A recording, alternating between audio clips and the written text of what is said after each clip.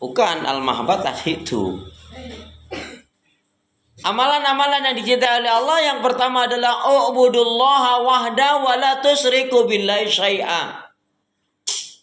Rasulullah sallallahu alaihi wasallam bersabda, u'budullaha wahda wa la tusyriku billahi syai'a. Beribadah kepada Allah, mengesahkan, mentauhidkannya dan tidak syirik. Ini amalan yang paling dicintai oleh Allah, ini amalan yang paling utama. U'budullaha wahda wala tusyriku billahi syai'a. Beribadah kepada Allah, mengesahkan, mentauhidkannya, tidak syirik. Dipertegas dalam sabda Rasulullah, man mata wala musyriku billahi syai'an dakhalal jannah wa man mata syiriku billahi syai'an dakhalan nar. Barang siapa yang dia mati tidak musyrik, tidak mensekutukan Allah dengan sesuatu, maka baginya surga. Amin, gitu dong. Amin. Lama banget, terjababain dulu sih. Barang siapa yang dia mati musyrik, mensekutukan Allah dengan sesuatu, maka baginya neraka. Auzubillah min.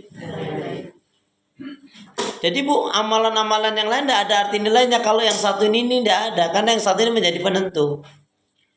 U'budullah wahda wa la tusyriku billahi syai'a. Inilah adalah amalan yang paling utama, amalan yang paling dicintai oleh Allah. Beribadah kepada Allah, mengesahkan, mentauhidkannya, tidak syirik. Salat baik enggak? Puasa baik enggak? Baca Quran baik enggak? Sedekah baik enggak? Haji umrah baik enggak? Enggak baik semua itu kalau bukan karena Allah. Ya kan? Enggak ada nilainya. Artinya kan menjadi riya. Menjadi baik karena untuk ditujukan karena Allah. Qul inna sholati wa nusuki wa mahyaya wa mamati lillahi rabbil alamin. Yang pertama. Dan ini adalah inti dakwah para nabi dan rasul. Makanya di dalam surat An-Nahl Allah berfirman, a'udzu billahi minasyaitonir rajim wa laqad ba'atsna fi kulli ummatin rasula ani ibudullaha wajtanibut tagut. Sungguh telah kami utus kepada tiap-tiap umat nabi dan rasul dengan misi yang sama, mengajak manusia, menyeru manusia beribadah kepada Allah, mengesahkan, mentauhidkannya, tidak syirik, atau dalam ayat ini adalah menjauhi tagut. Ya, surat 16 ayat 36. Yang kedua, amalan yang utama, amalan yang dicintai oleh Allah itu yang kedua adalah birrul walidain. Birrul walidain. Saya mengartikan birrul walidain itu tidak sekedar baik bakti sama orang tua. Saya mengartikan birrul walidain itu adalah membahagiakan orang tua.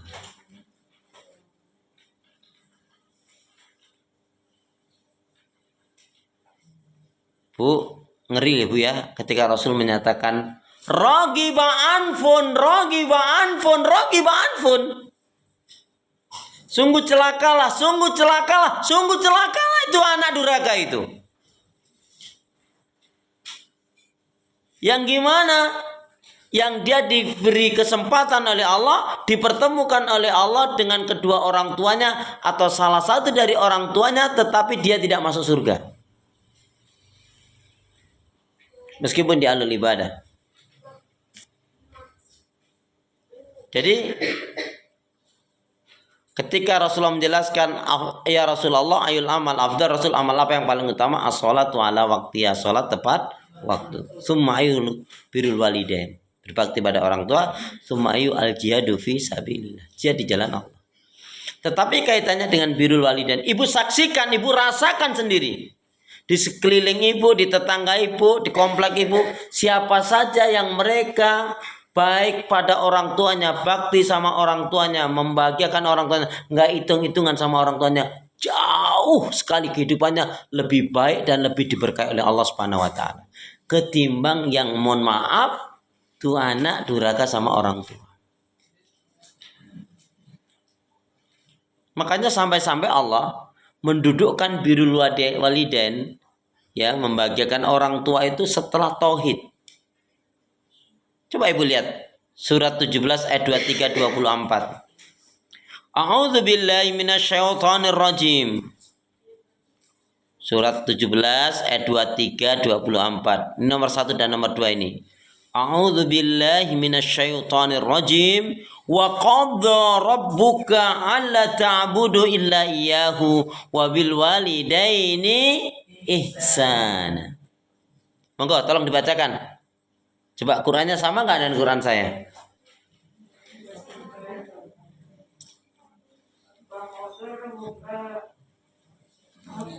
Ya, surat 17 ayat 23 24. Allah ta'budu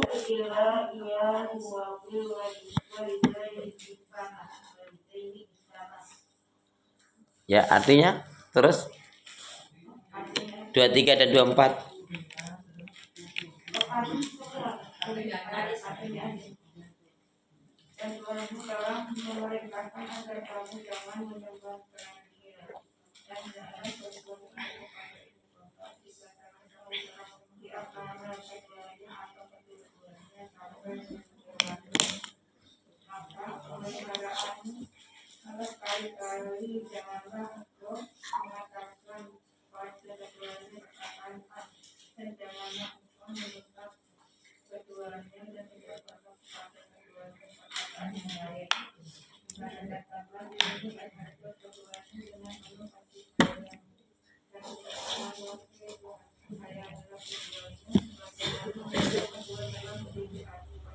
Rabbik firli wali walidayya warhamhuma kama rabbayani shaghira. Rabbik firli, ya Allah ampunilah kesalahan dan dosaku. Rabbik firli warhamni. Kalau nanti dalam duduk di antara dua sujud. Kalau ini kan Rabbik firli wali walidayya, ya Allah ampunilah kesalahan dosaku dan kesalahan dosa orang tuaku. Ibu, coba siapa yang masih ingat di antara ibu? Tolong sebutkan 4 dampak bahaya durhaka terhadap orang tua. Sampai nggak ngerti, nggak tahu, nanti saya kasih tahu.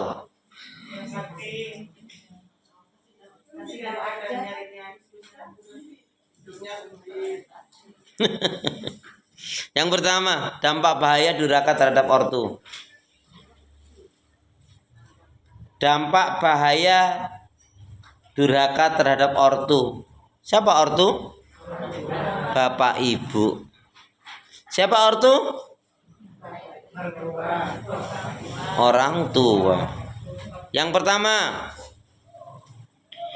dampak bahaya durhaka terhadap orang tua, ngeri bu. 1, sholatnya ibadahnya nggak diterima oleh Allah.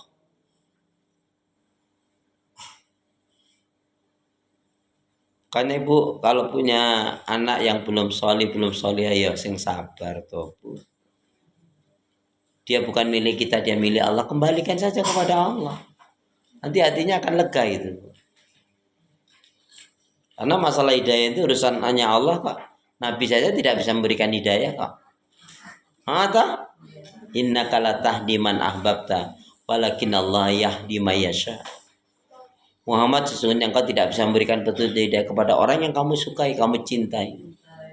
Karena itu mutlak hanya Allah Subhanahu wa taala.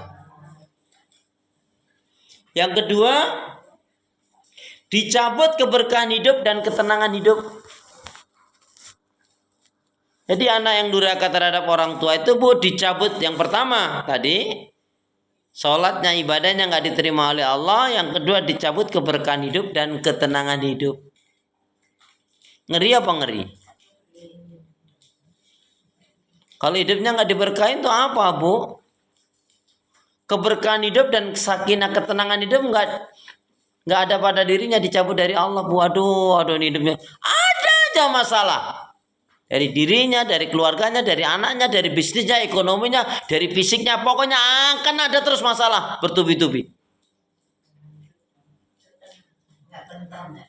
Iya, nggak ada ketenangan. Punya anak-anaknya bermasalah dari anaknya, punya bisnis, punya duit, ada aja. Kalau dia punya masalah, tapi semakin dia dekat kepada Allah itu barokah. Tapi ini punya masalah malah jauh dari Allah. Oh, naudzubillah min dzalik. Yang ketiga, susah dalam sakaratul mautnya. Susah dalam sakaratul mautnya. Ngeri loh, Bu.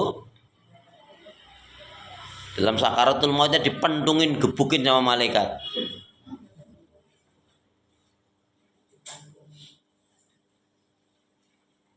Yang keempat, akan mendapatkan azab kubur. Tapi pilih yang mana? 1, 2, 3, 4. Maka muliakan orang tuamu, bahagiakan orang tua kita. Oh, nggak masalah. Enak aja, doa aja. Nggak modal, mau doa aja. Ya doa itu nggak usah diomong lah. Kalau doa aja enggak, yang lainnya mesti enggak. Tapi bukan hanya doa saja, sedekah atas namanya. Punya rezeki lebih, wakaf atas namanya. Sambung silaturahim orang yang dulu dibaikin orang tua kita. Kalau keluarga si fulan, si fulana itu pernah dibantu, orang tua kita sering bantu, sambung.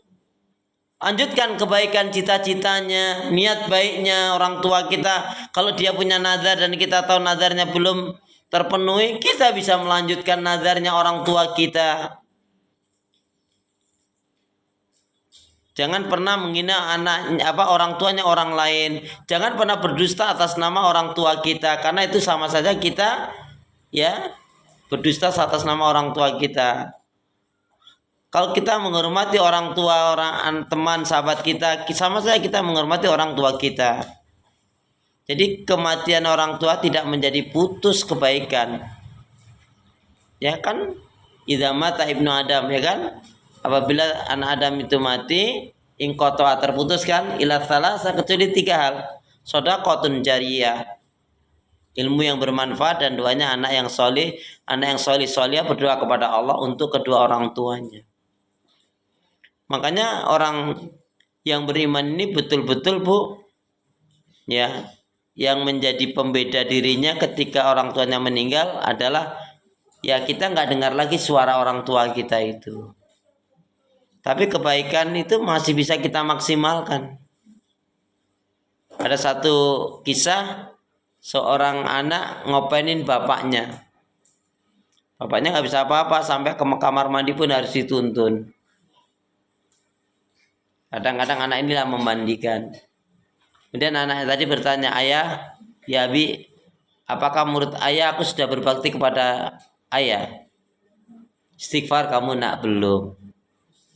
Dulu kamu waktu kecil dari bayi, ayahmu ini pontang-panting, bagaimana kamu bisa besar, bisa hidup, bisa sekolah, bisa bahagia, bahkan ayah berharap kebahagiaanmu lebih daripada kebahagiaan, kesuksesanmu, bahagiamu lebih daripada orang tuamu ini.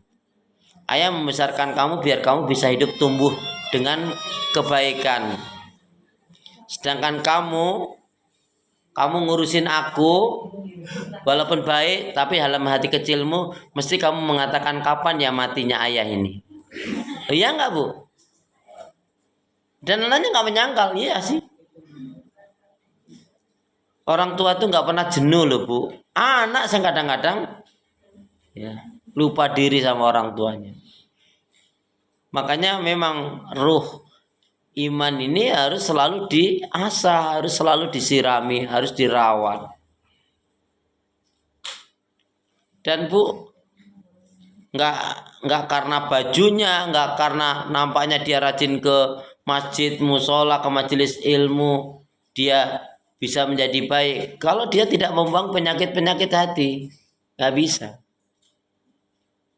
Ya, orang bisa saja loh, Bu. Akan ada yang namanya solihah, loh, Bu. Orangnya solihah banget. Berarti bagus itu. Kan ada orang ketika diuji, ketika miskin, Bu, ya Allah, sholatnya, doanya, zikirnya, baca Qur'annya, berdoanya, wiridnya lama. Ya Allah, tahajudnya, duhanya ketika dia diuji dalam kekurangan kemiskinan. Begitu diuji oleh Allah dengan kekayaan yang melimpah ruah, dia malah apa? Dia malah bersyukur kepada Allah Subhanahu wa taala. Ini kan bagus banget yang seperti ini.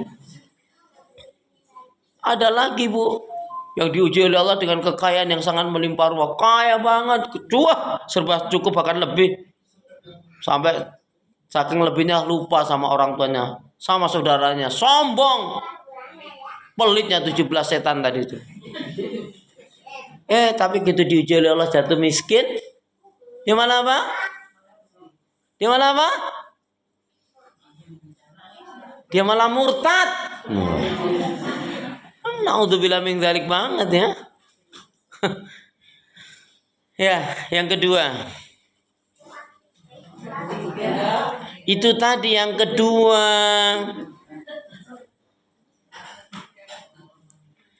Yang ketiga.